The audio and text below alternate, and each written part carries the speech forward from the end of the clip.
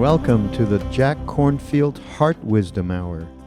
We are delighted to share with you Jack's innate common sense wisdom and his clear, open heart.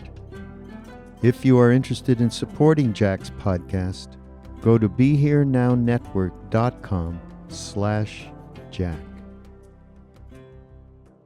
So please let yourself sit in a way that's comfortable and at ease. And for tonight, let yourself listen kind of like a meditation practice. It's not a lecture where you have to take notes and there's no quiz at the end or anything like that.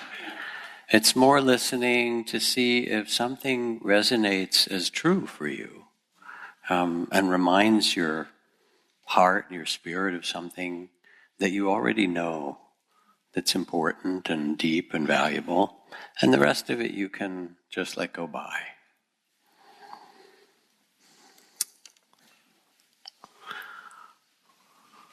Very happy to be able to sit together. It's what's the right word? I was going to say it's a bit of a disaster out there in certain ways with our news, and problematic. But to be able to come to sit together in the midst of the changes in the world, many of which are rather dramatic, to quiet the mind and tend the heart so that we can hold it in a wise way and hopefully respond in a wise way and be together in that spirit of wisdom and compassion is really important. And if we look, there are things that remind us or waken us out of our separateness, out of our kind of checking off our to-do list and feeling like we're separate from the rest of the world, that awaken us, remind us to love. Remember what it was like when you were in love. I know almost all of you can remember that. It's pretty sweet, isn't it? And it's possible actually to be in love with the world, with people, with this place that we get, this mysterious, marvelous human realm, with its unbearable beauty and its ocean of tears, that you can love this. And to step out of that sense of isolation and separateness, what's sometimes called the small sense of self or the body of fear, we get reminded of it in all different ways, sometimes walking in the high mountains or listening to an amazing piece of music or making love or sitting at the bedside of someone who's dying and the gates between the worlds open and you go, oh yeah, this is also going to happen to me too.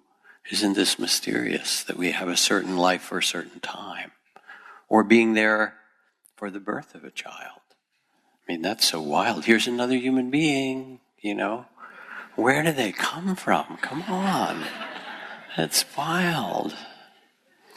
And another way that we wake up, and it's beautiful just to recognize that we can kind of wake up from the trance that we move in, is sometimes through spiritual teachings or teachers of different kinds who remind us of our own beauty, of our own Buddha nature, of our own fundamental goodness. And somehow we are supported, even as we come here to Spirit Rock, we're supported by a stream of thousands of years of people who also treasured awakening and compassion and a connection with all life and respect and so forth. And I know for a time I did a Tibetan practice where you do all these full prostrations and you visualize a tree of benefactors which have your teachers and the people who've blessed you, and you sort of populate the tree with everybody who's ever been a teacher or a guide or a mentor or been somehow a benefactor. And I started filling my tree up. It became like a Christmas tree, and that one and that one and that one. And then I would bow and say thank you, because we're not here alone, you know. You're here with your ancestors. And we're here with the ancestors of this land, of the Miwok, who lived and tended this land. And we're here with thousands of generations So tonight, because this week is 100 years since my teacher Ajahn Chah was born, his 100th birthday, and I can still hear his voice, which is a kind of fantastic thing, you know? Don't you know that experience when someone that you cared about a lot has died, and then there are moments when you can still hear just what they sound like and what they'd say? So I feel very blessed by that. I want to talk about the stream of teachings that have come to Spirit Rock in some ways that I received and so many other people received from this wonderful teacher. And a few weeks ago, Ajahn Pasano, who runs a Bayagiri monastery in Mendocino, came and did a whole day on the 100th birthday teachings of Ajahn Chah. And my other dear friends, Ajahn Sumedho and Ajahn Amaro and Aya Ananda Bodhi, all these beautiful monastics who still carry his spirit, are also part of our community. I first met Ajahn Chah, teacher, when he was 49 years old, and it was in 1967. And he's a very plain-spoken person. His main language was the Lao language from Laos, which I fortunately had learned because I was on these medical village kind of tropical medicine teams on the border of Laos and Thailand for a couple of years in the Peace Corps. And I always thought of him, there he is in this picture here, smiling. And I sort of used to think of him as kind of like a frog because he had this giant mouth that could turn down. And then he would get animated and it would turn up and this huge laughter would come out of him. And when I was first there were 45 monks and a couple of dozen nuns. When he died, which was, 30 years later, 1 million people went to his funeral, including the King and Queen of Thailand. He became this really revered fountain of wisdom in that culture. And he was part of the tradition of forest monks, those who live in the jungles and the forests. And he had his little bag of roots and herbs and herbal medicine, and he'd lived in caves and out with the tigers. And it was kind of remarkable, and though in the years that I was there, to be able to go and live in these somewhat remote forest monastery. But I realized that before I talk a bit more about him, I want to let him introduce himself to you. So there is just a 6-minute clip from a BBC documentary called The Mindful Way that was shot in the 1970s that if we turn the lights off and turn the video on, you'll get a little taste of it. Can we have the spots? Perfect.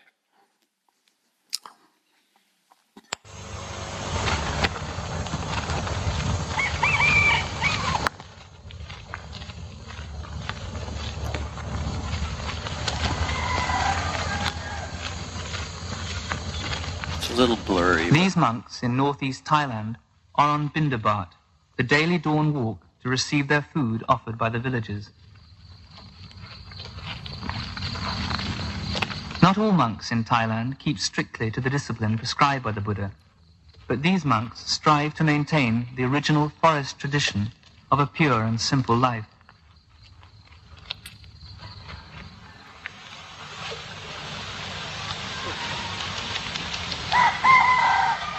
They're not allowed to possess money nor grow their own food. This ensures their total dependence on the lay community, so they can't cut themselves off in a spiritual cocoon. The abbot, the Venerable Ajahn Chah, has been in robes for 50 years.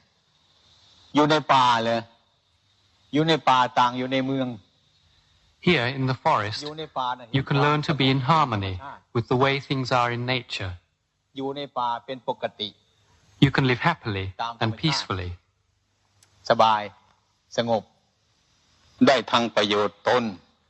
Buddhist monks don't practice meditation for selfish reasons. We practice in order to know ourselves, so that then we'll be able to understand and teach others how to live peacefully and wisely.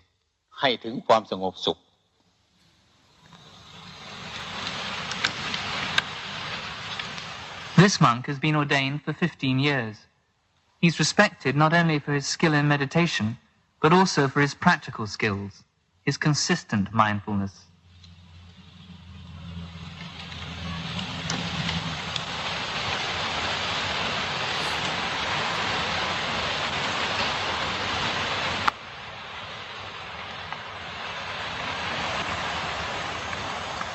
Meditation doesn't just involve being at peace with the world. Confronting the self can be like walking into a raging storm. It's quite usual at first to despair, even to want to kill oneself. Some people think that a monk's life is a lazy and an easy one. If that's what they think, they should just try and see how long they can stand it. A monk's work is hard. He works to free his heart so that he begins to feel loving kindness, which embraces everything. He sees that all life has the characteristic of the breath. It rises and it falls. Everything that is born expires.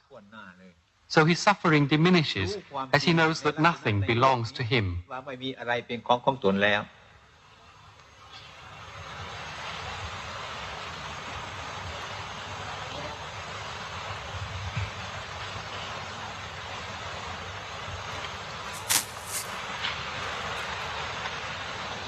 ในทางพุทธศาสนานั้น To help people contemplate the true nature of the body, we have human skeletons in the assembly hall. Because when one doesn't understand death, life is very confusing. ความทุกข์มันก็น้อยลงเอาไว้เพื่อประโยชน์อย่างนั้นสมมติ Buddha made a distinction between ultimate truth and conventional truth. The idea of a self is merely a convention. Foreigner, Thai, you, the interviewer, these are all conventions. สมมติว่าคนสัมภาษณ์ เป็นสมมติทั้งนั้นแหละ In ultimate reality, there isn't anybody. There is only earth, fire, water, air, elements which have combined temporarily. We call the body a person, mine, but ultimately there is no me. There is only anatta, not self. เป็นอนัตตาทั้งนั้น เป็นเรื่องสร้างตนให้เจริญได้ดีมาก When we see beyond self, we no longer cling to happiness, and when we stop clinging, we can begin to be happy. ทำอะไรสบายมาก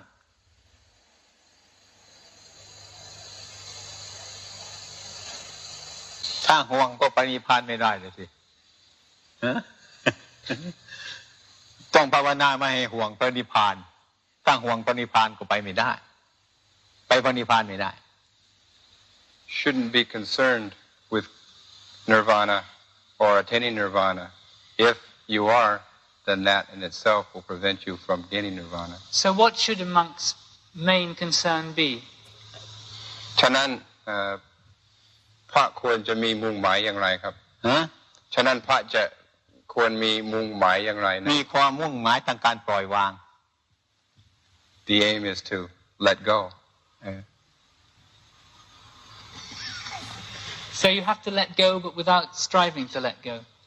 ฉะนั้นต้องปล่อยวางแต่ว่าไม่ควรจะปรารถนาการปล่อยวางใช่ปรารถนาไม่ได้ปล่อยวางไม่ปรารถนาสิ่งใดทั้งนั้นน่ะว่าง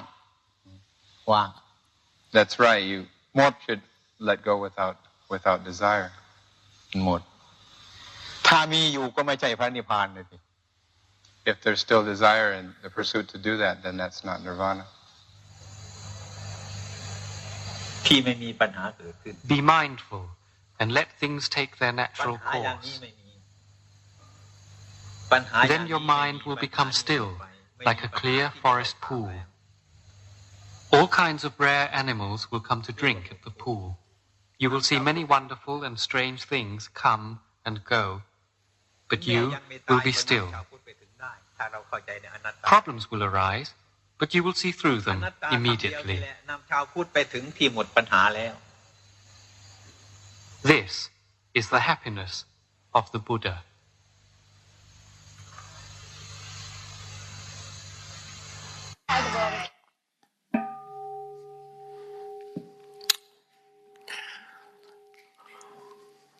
I think Ajahn Chah would have been laughing at that voice recognition that was trying to make language translations from Thai and Lao into some really wild stuff. I mean, Siri does that all the time, but she was really in good form tonight.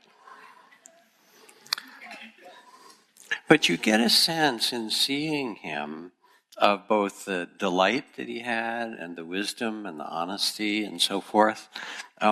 When he first came to the U.S., we picked him up at the Boston airport and drove him along Memorial Drive in Boston. Okay, this is MIT and this is Harvard. We went through Harvard Square and so forth. He was okay. And then we got on the Massachusetts Turnpike to go out to our center in central Massachusetts in Barre in the hills. And we got a little ways outside of Boston, outside the big ring road. And then, of course, it turned into more agricultural land, lots of trees and so forth, which you see across New England. So we're driving along, and he said, "What's this?" I said, "What do you mean?" He said, "All these trees." I said, "They're trees." He said, "Pull over." So we pulled over. He got out of the car and walked up to the fence, and there was one of those New England forests, and he was smelling the air, and he said, "Forest, what kind of animals live here? Are there bears? Are there lions?" He just loved the forest. And I thought, okay, this is what there used to be bears. There are occasionally, but mostly it's deer and this and that.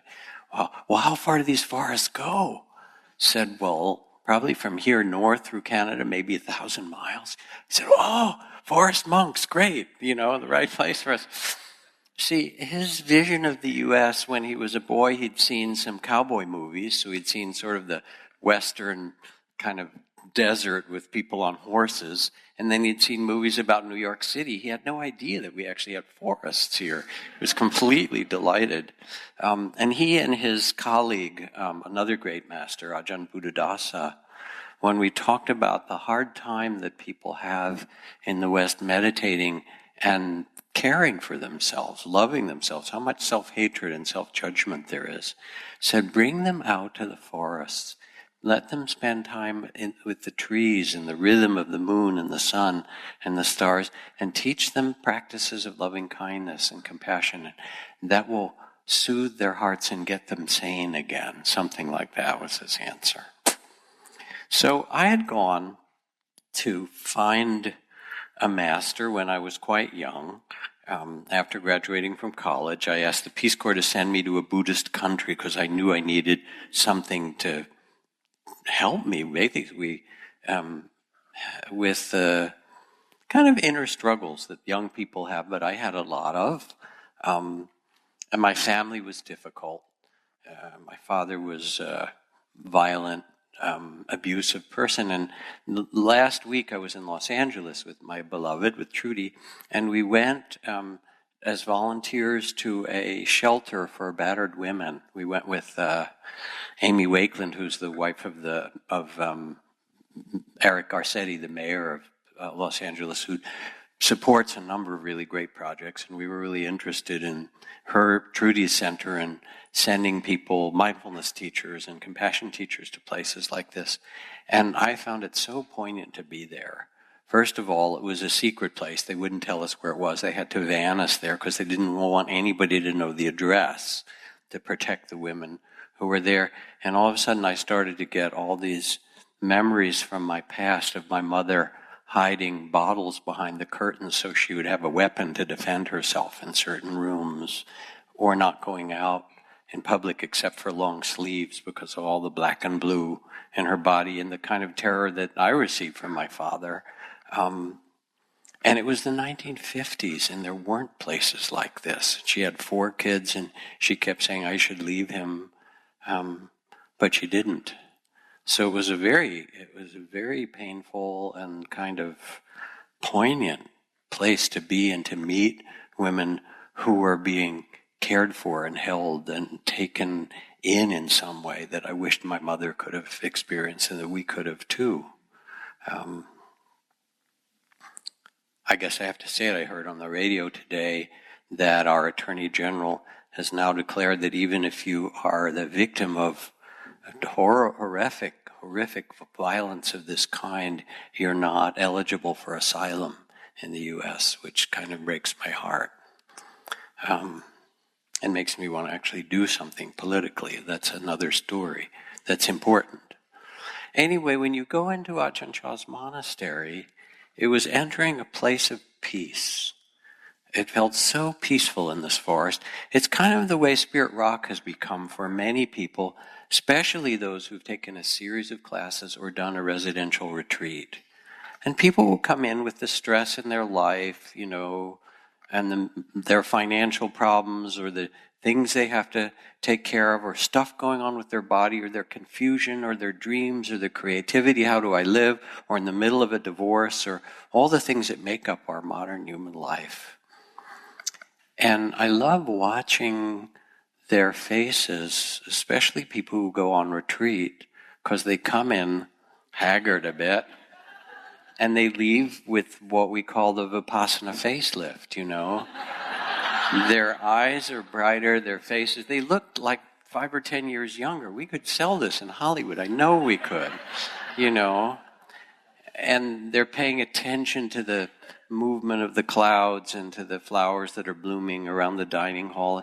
It's almost like they get their spirit and their life back in some way. It's a beautiful thing.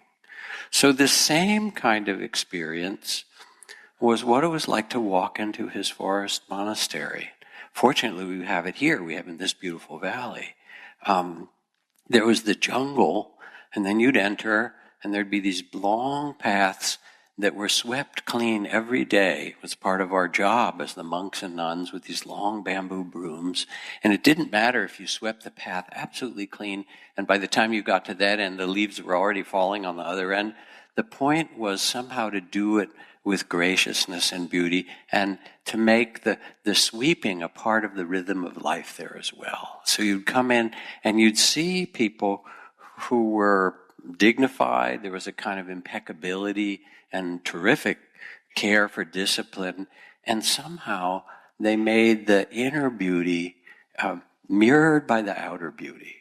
There was some way in which they made that inner beauty and peace visible through the way they cared for the forests and the paths and their robes and so forth. And then there were little signs as you came in, like, you there, be quiet, we're trying to meditate, you know, this is not the city. Or, hey there, life is short.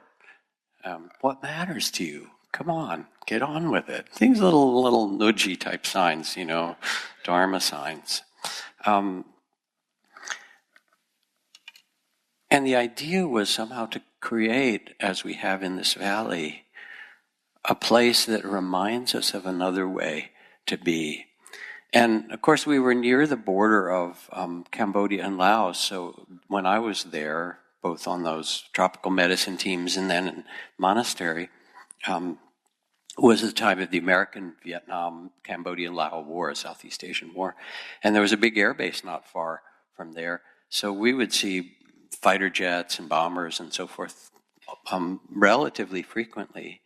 And I remember these friends that came who were in the IVF, the International Volunteer Force, which was the equivalent of the Peace Corps, but I believe it was actually run by the CIA, in Vietnam and Laos. They weren't safe enough for Peace Corps, so the CIA said, oh yeah, that's great, we'll work with those people. Anyway, that's another whole story.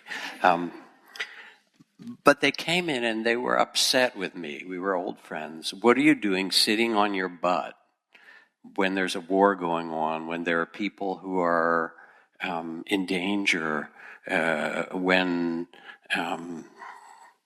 if you've ever been around a war zone, when unthinkable, cruel things happen and, you know, suffering is enormous, why don't you come back out and you know, and join the fight in some way. And what happened after they stayed in the monastery for about a week is they began to realize that it was a zone of peace.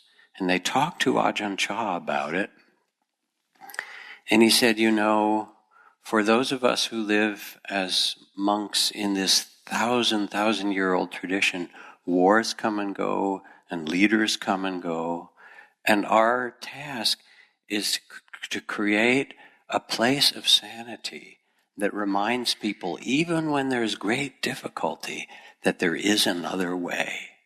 Because if you were around the war zone, you also had to be careful because your life would be in danger, your things would be stolen, people were desperate. In the monastery, you could lose your gold earring or your, wallet, and somebody would pick it up and take it and put it on the altar until you came back. It was a place of such integrity and so much care. It was like an island of sanity. And then Ajahn Chah said, we human beings are constantly in combat, at war, to escape the fact of being so limited by so many circumstances we cannot control.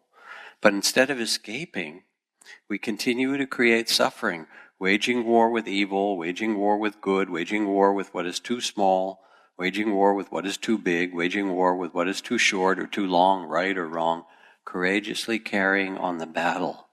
Why not stop the war? Why not step out of the battle and come to a place of peace? And so it was really a visionary place in that way. And maybe another night I'll tell a story about being in a remarkable monastery of a similar kind in the Mekong Delta in the middle of the war in Vietnam. That was also a zone of peace where those who were trying to run from the bombings and firefights and stuff could come and find refuge. What Ajahn Chah talked about, and my other teachers as well, said it's not just that we have to do away with landmines and bombing, but we have to do away with the landmines in the human heart. We have to do away with the violence in the human heart. And here we live in a society where there's racism and, environmental destruction and continuing warfare and so forth. And where does it come from?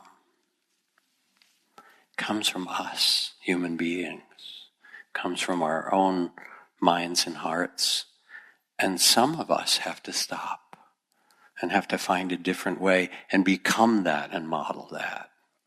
So this is a reminder, an invitation, and you could hear the last part of that video, even with all the funny language underneath, talking about the still forest pool, to let things take their natural course and let your heart and mind become still in any surroundings like a clear forest pool, to see all the wonders of the world, the amazing things. Mary Oliver's line, I was a bride married to amazement. And for Ajahn Chah, there's this new biography that was just published by a friend who is a monk, this is 1,000 pages or something. It's full of great stories because I was there, so I'm loving reading it. But it tells in part about his own practice, which wasn't easy in his early years. He lived out in jungles, there were tigers, and he lived in the caves, and tremendous physical pain, and all the kinds of struggles that one might have as a renunciate in a very poor area, part of the time anyway. In the dry season, there was not a great deal to eat in those villages, and sort of struggling somehow to find a place of unshakable peace in himself. And when we came in the monastery, his instructions were actually quite simple and not very different than what we did tonight. He said, he called it taking the one seat. He said, just go into the room and put one chair in the center. Take the one seat in the center of the room, open the doors and windows, and see who comes to visit. You will witness all kinds of scenes and actors, all kinds of temptations and stories, everything imaginable. Your only job is to stay in your seat. You'll see it all arise and pass, and out of this wisdom, deep compassion and understanding will arise. So I like to use the word loving awareness as a synonym for mindfulness. And for Ajahn Chah, meditation wasn't about gaining some special state, but it was taking the one seat in the middle of it all, stopping the war against the way things are, And instead, quieting the mind, bringing this spirit of loving awareness here, letting things settle. And then noticing when you get entangled, when you get caught, when you get afraid and reactive, and discovering that it's possible to see that with loving awareness and not get so caught, to find a kind of inner freedom. And somebody asked him at one point, what is the Dharma, which is a word that means truth, it means the teachings, it's kind of a complicated set of different meanings. And he said, the Dharma is the heart. That if you want to practice the Dharma or learn the Dharma, learn the truth, learn the way, just look into the heart. What spirit, what heart are you using to guide your life, to move through this world? And why not quiet yourself and listen in a way so that you're in touch with your heart rather than all the kind of things that people around you want to do? Or he'd say, what's the state of your heart today? And he was very interested in human suffering. Anybody here have that? No, don't bother. Don't bother. But his interest was not just in suffering. He would say that's not the end of the story. There's suffering, there's its causes, and there's its end. Life has pain, everybody knows that. There's pleasure and pain and gain and loss and fame and disrepute and joy and sorrow and praise and blame and hot and cold. This is what makes up life in some way. But suffering is different. Suffering is all our reactions and responses and entanglements in it. And he wanted us to shift from the creation of suffering to the freedom of heart. My teacher Nisargadatta used to say, the mind creates suffering, and the mind creates the abyss, and the heart crosses it. And he wanted us to really listen from the heart. So, I remember being there, and there was a big festival at the closest village to the forest monastery. Usually it was very quiet, but they had giant loudspeakers and all kinds of music and so forth, and village fair. And one of the monks came and complained, it's not quiet, right? Ajahn Chah laughed. He said, there's the noise, but I have a question. Who's bothering who? The noise isn't doing anything. What is your relationship to it? Who's bothering who? He would tootle around the monastery at different points. And if you looked like you were having a hard time, he'd kind of gaze at you and say, you suffering today? And if you said no, he said, wonderful, enjoy the day. And if you said yes, he'd say, must be quite attached. And then he'd sort of tootle off. And that was it, That was how simple it was. It wasn't very complicated. He wanted us to see how we got entangled and where the roots were, which were in our own lives. I remember one Western monk, an English monk, Aranyapo. He's kind of famous for this story because he was never satisfied. He went to a remote forest monastery, but it was too quiet and there wasn't any good teachings. So Ajahn Chah sent him to a monastery near Bangkok where there was this famous teacher, but it was too noisy. And then he went to a monastery on the Cambodian border, but it was too poor. And he just always couldn't find the satisfactory thing. Finally he came back. Everyone sitting around with Ajahn Chah, and he was asking about where to go next to find the right thing.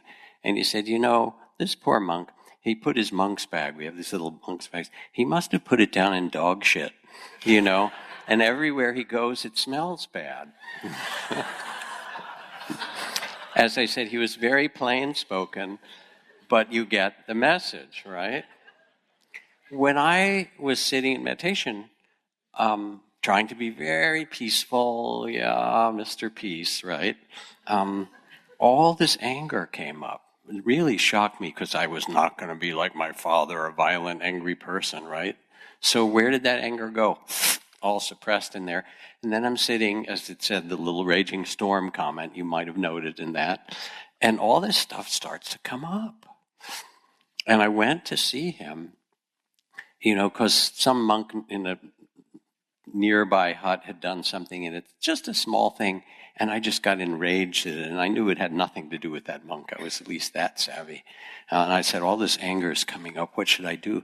And he smiled and he said, oh, good. You get to learn about anger. It's the hot season. Go in your hut, little tin roof hut, right? Close the one window and the door. Wrap yourself in all your robes and cook. He said, if you're going to be angry, do it right. Sit in the middle of it and name it anger or fire, so you're not so damn afraid of it, you know?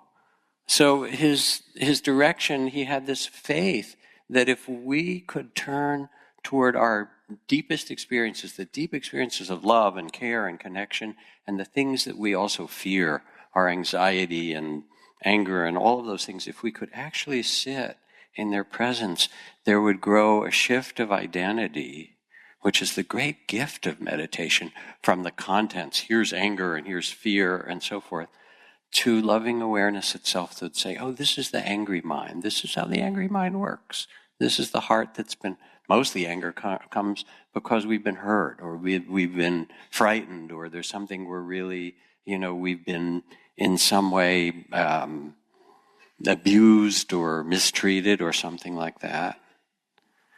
And he said, these things are natural. You have to learn to be in the presence of all the energies of nature, the wild energies and the peaceful and beautiful ones. Desire comes, he said, make your loving awareness like a parent taking a kid to the store, and by the checkout, there's all the candy, right? And it's at child level.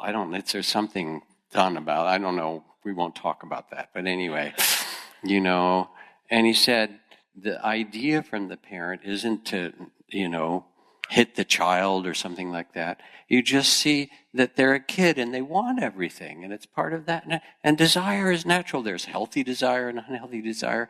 It's not until you become the loving awareness that you have a choice to decide which are the ones that you want to give to this child, or which are the things that are healthy for you and which are not. And there was some way in which, he just made it kind of our common humanity. We'd be sitting around with him, and he'd say he'd introduce his monks to people who visit. Some of my monks are really big eaters like me. Ajahn Chah was a little bit overweight, he would say sometimes of himself. And they're all like me, we do that. And some of my monks are just big sleepers. They eat and then they sleep. And then I've got some that all they want to do is meditate. I think they're afraid of relating, basically, And I remember I brought some friends, Joseph Goldstein, Mark Epstein, a whole bunch of some people who are now Dharma teachers, and Ram Dass to visit Ajahn Chah in his monastery in the 70s. And we're all sitting around, and Ram Dass about 15 years older. So we were still maybe around 30 years old, and Ram Dass was like 45 or something, with the beard coming from India. And first thing he peered around the group, okay, who'd you bring? He said, hey, who's the old man you brought with you? And he just right on Ram Dass's case, right, immediately. But he also could be so tender.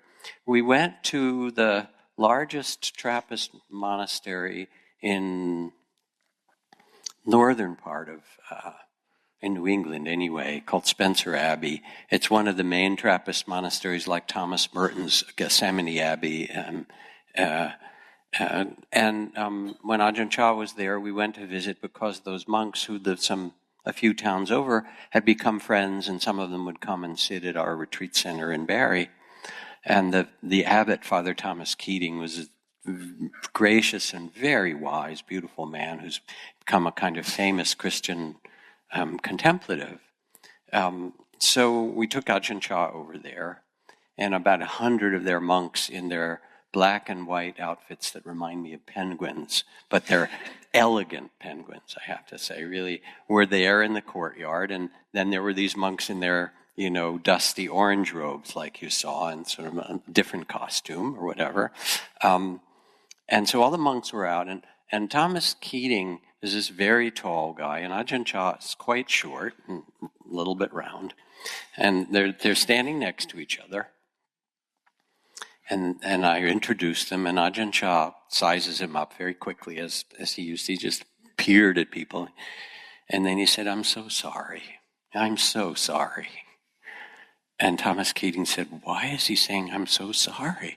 Says it's kind of a strange greeting, right? I'm so sorry. And then he turned around and looked at all the 100 monks who were there, and he said, being an abbot is a really, really hard job, and you should love and support this man. He's really doing you a favor to take this role. And Keating's eyes lit up, and this huge smile came across his face. Yes, somebody understands.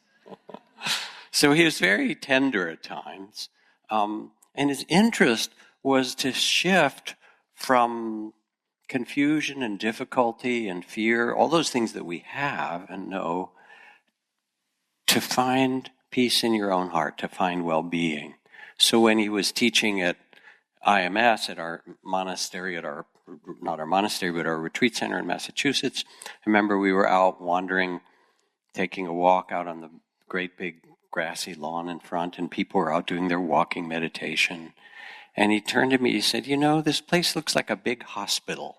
It wasn't the forest, it was big brick buildings, New England style. And then he started to walk up to people as they were doing their walking meditation. He'd smile and he'd say, I hope you get well soon. I hope you get this sort of. But he didn't set it up as some kind of ideal. He said when he was a young abbot and he was trying to get it all right and everybody should behave in the right way, and they would never do exactly what he wanted. You know how people are, right? So he said, all right, I've figured it out now. And he had all the monks come in and lie down and line up with their feet on a certain line in the meditation hall. So they were all very even. And he said, that's really great, except for one thing, your heads aren't even. So then he had them slide down until their heads were all in a line. And he said, that's really great, except for one thing, your feet aren't even. Finally he said, okay, stand up. This is who we are. We're short and tall, and this is the way that it is. We have to live with each other the way that we are and not the way that we would imagine that we're supposed to be. It wasn't idealistic. When we were invited to go to a monastery on the border of Cambodia,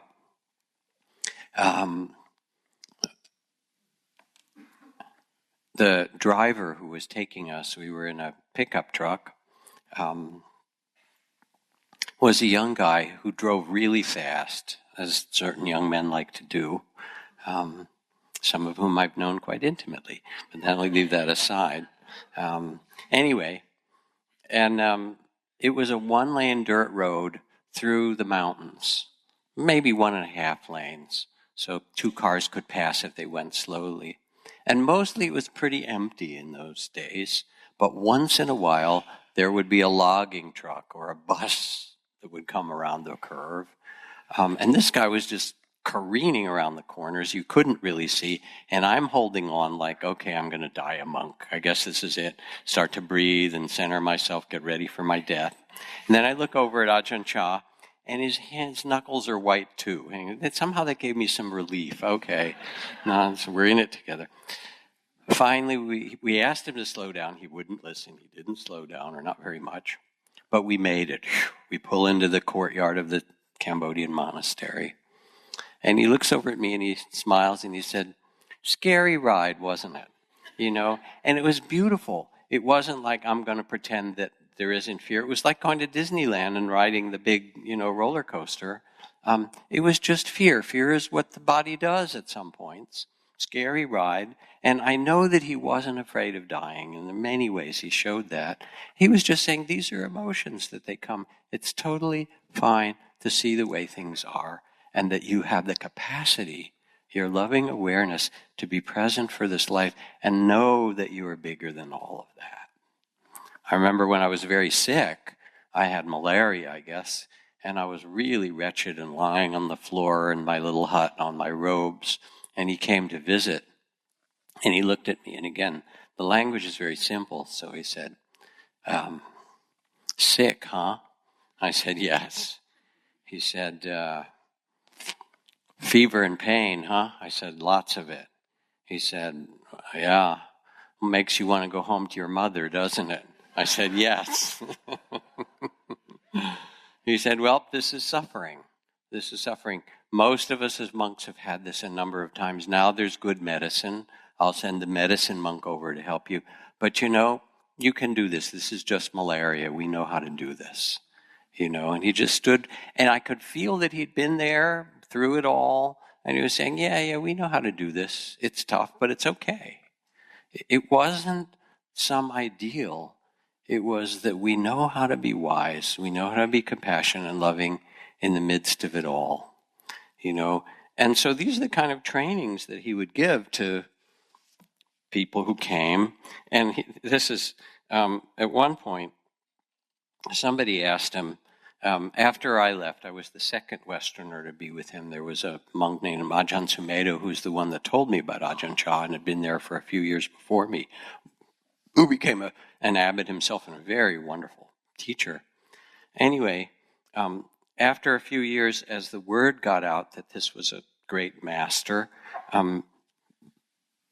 Western European and North American students and Japanese people from around the world started to come. And one visitor started to see these different foreign monks come and asked him whether he spoke English or French or German or Japanese. In every case, he replied, no, he couldn't. And then the questioner looked confused. How did the foreign monks learn anything then? And he answered with a question. He said, do you keep animals at home? Have you got any cats or dogs? Any oxen or buffalo? Yes. Well, can you speak cat language? Do you speak dog? Can you speak buffalo? No. Then how do they know what you want them to do? So this was his first reply. And then he summarized, it's not that difficult. Training the Westerners is like training water buffalo. You just keep tugging on the rope and soon they catch on.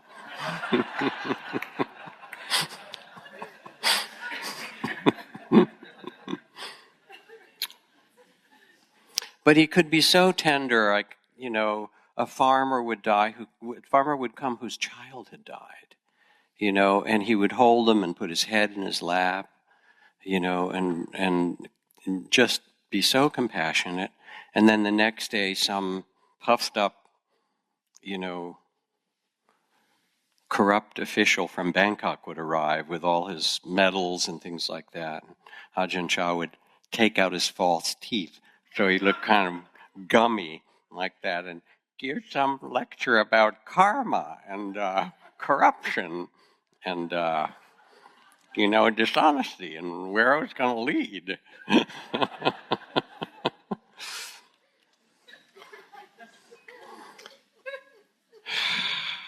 But underneath it all, the form of the monastery, there was tremendous care, and rules were kept, the virtue and the Vinaya and so forth. It was like the form of a beautiful poem. If you write a sonnet, you have the certain meter and a certain number of lines that you do, but within that you can make great beauty. So there was these outer forms that we did, but inside there was a tremendous sense of freedom. And he could laugh at almost anything and see where you were holding on. And there was a woman who became a Westerner, who became a nun at the monastery that was built about 8 miles away or so in a village. There were so many Westerners that Ajahn Chah said, why don't we make a monastery where the teachings are in English? And got Ajahn Sumedho, this American monk, to be the abbot. And the villagers built this beautiful little monastery. There was 20 or 30 Westerners. And this nun, who was quite eloquent and learned the language and so forth, became one of their favorites. And after about 5 years, she left. People were disappointed. And a year later, she came back. And she had gotten another kind of religion. She'd become a born-again Christian and an evangelist at that. So she came back to the monastery, and now she was trying to tell everybody about Jesus. Okay. She was not terribly popular in the monastery for doing that, and not terribly popular with the villagers who had supported her, but she was still there doing it. And they were really upset, and finally, in their upset, they walked over to Ajahn Chah's monastery, whole group of villagers and some of the monks, and told the story of her coming back and trying to convert everybody and saying Jesus was the way, and they were all upset and things like that. And he listened to it. He knew this was happening. He heard, the grapevine in the monastery is like any other grapevine. He listened to it all, and how could she do this? And we fed her and trusted her, and now she's come back. He listened for a while, and then he sat quietly. He said, well, maybe she's right.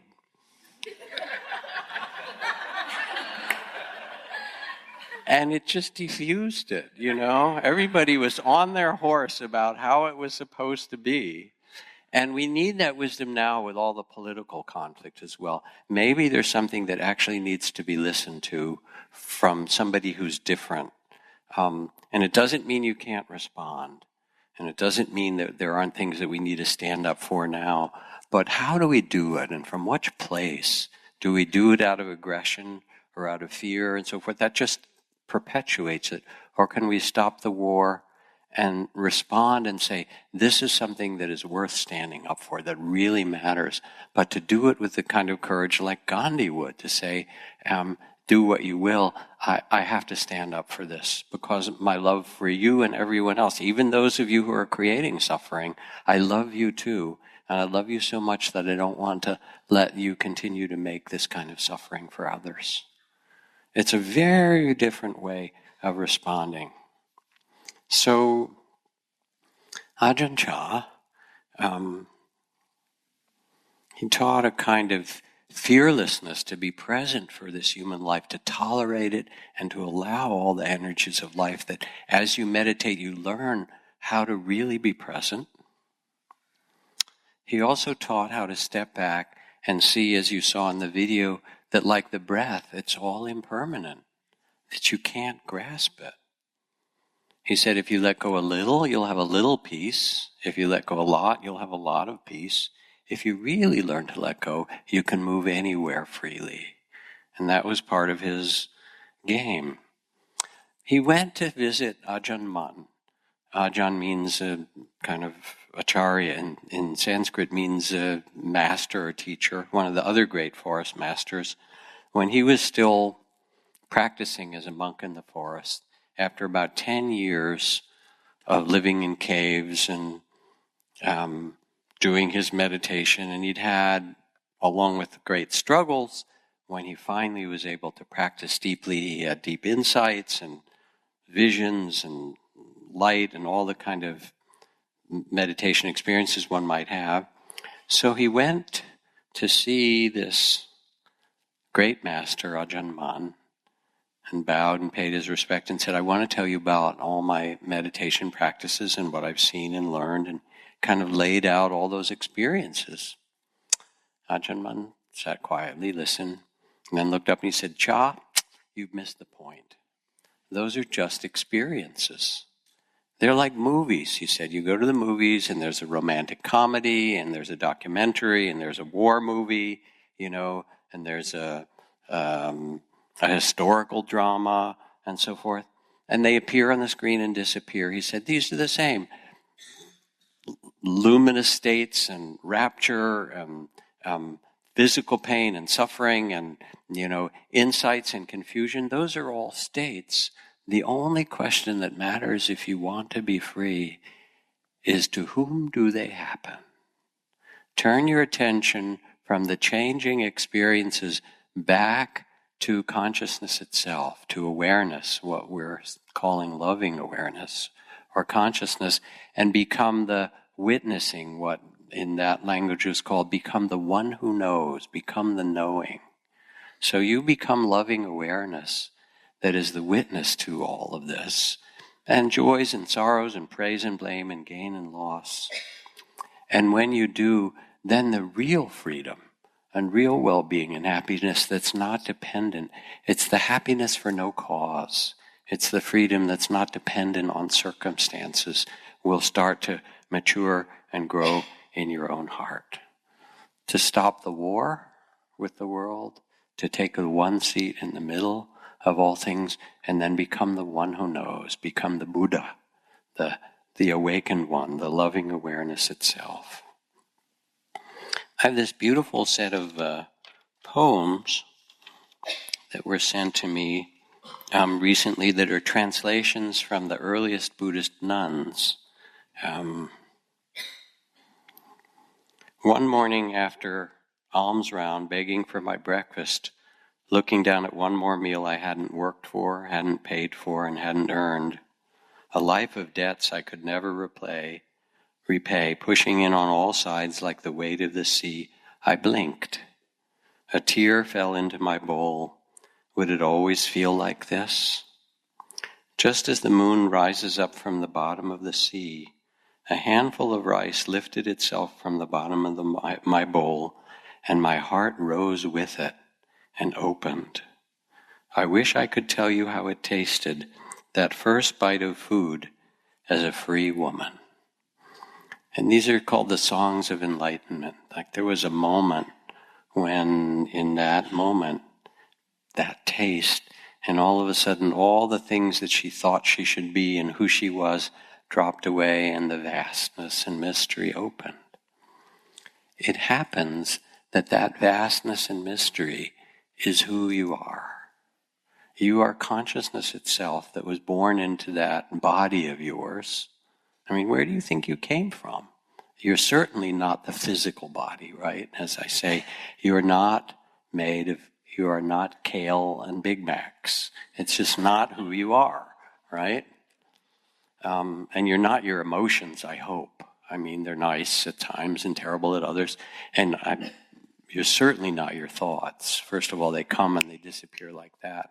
Which one is you? Spirit, consciousness born into this body, will leave this body. You'll see. It's going to happen sometime. Whoa, wow, that was quite a trip, that life, wasn't it? You'll see. Anyway, you wait. I told you so, right? Mm-hmm. And here you are in the middle in this mystery. You're in this mystery. What you are is consciousness, is spirit, having this human experience. And without understanding, you're like a boat without a rudder.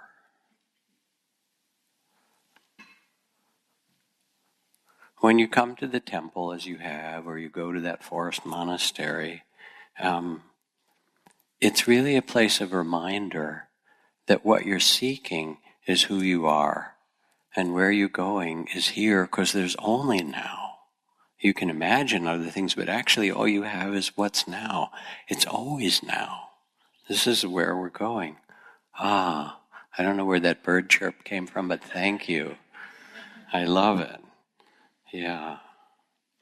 And so to remind you that amidst the 10,000 joys and 10,000 sorrows, you have the perfect place to awaken. You don't have to go to some forest monastery, in the jungles of Thailand or Burma.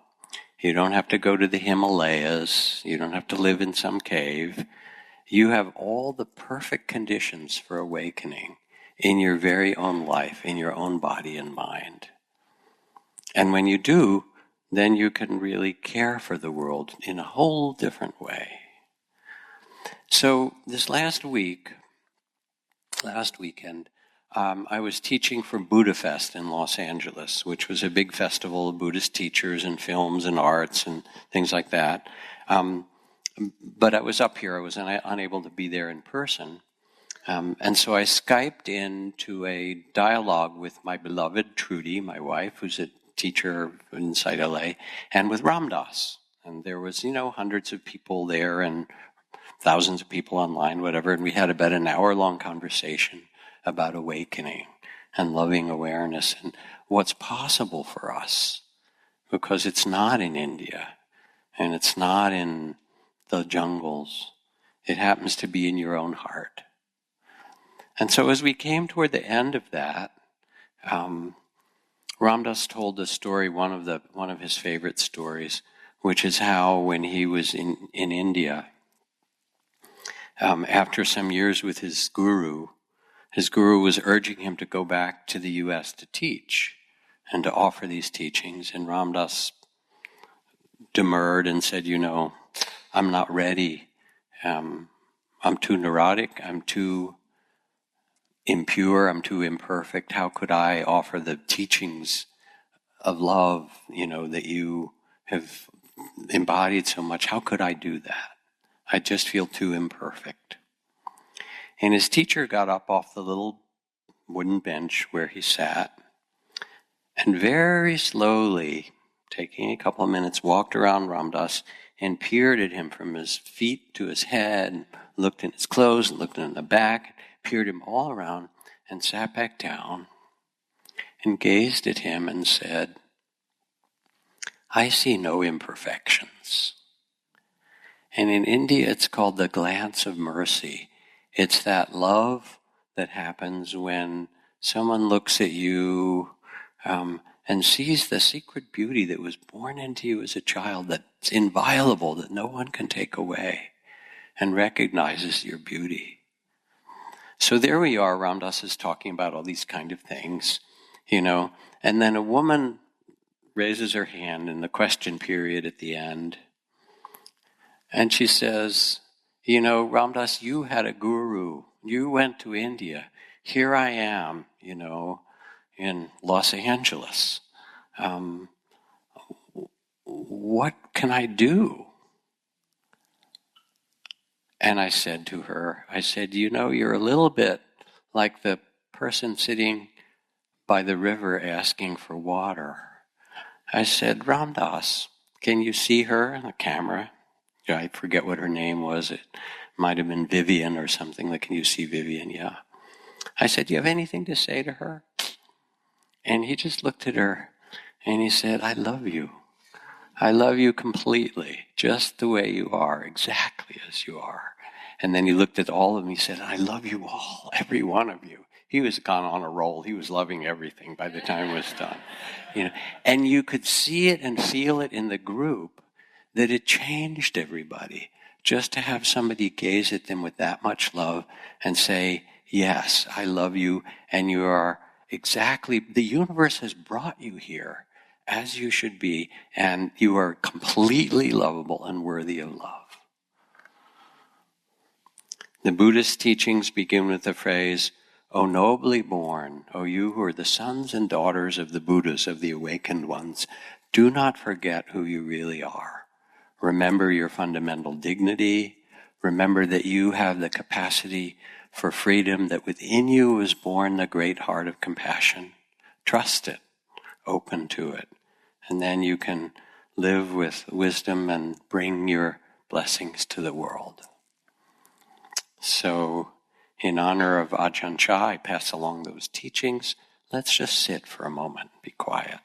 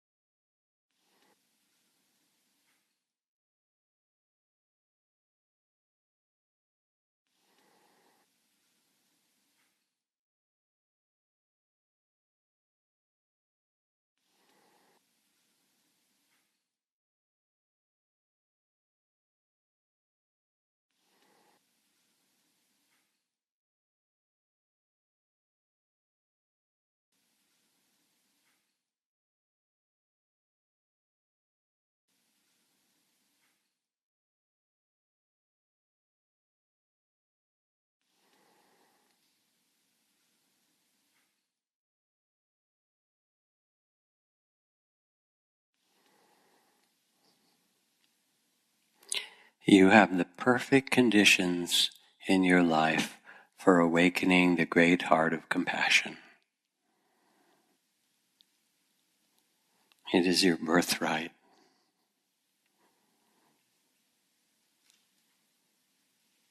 O nobly born, remember who you really are.